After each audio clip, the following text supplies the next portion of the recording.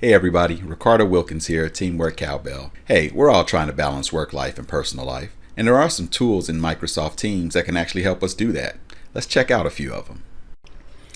You can see here that you can change your status to at least give the impression that you're offline, or at least not accepting messages or trying to minimize the messages you accept at this time. If you're worried about forgetting to turn off this feature, you can set a custom date on when it returns back to normal, maybe something like 8 a.m. on Monday morning.